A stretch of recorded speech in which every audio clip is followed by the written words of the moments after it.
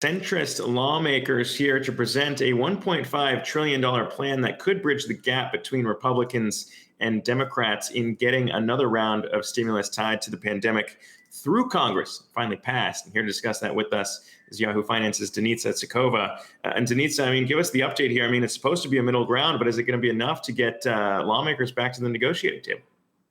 So what we see today is that bipartisan group. It's called the Problem Solvers. They released 1.5 trillion, and they actually refer to it as a framework, which I think it's interesting that it's supposed to push the negotiation and not necessarily go through as a bill.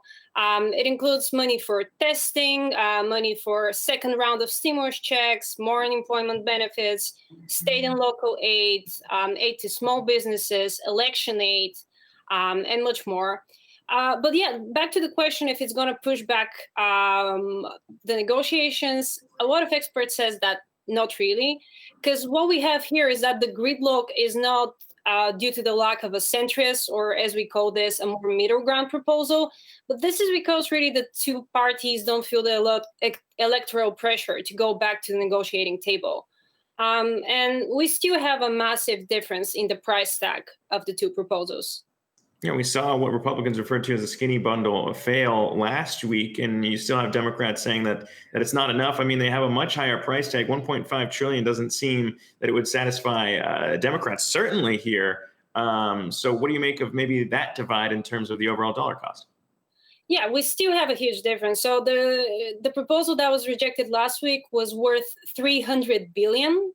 This is 5 times less than the proposal which we have today. And this is supposed to be the middle ground proposal. If we go back to the Democratic proposal, we have 2.2 trillion. So still a really, really big price tag.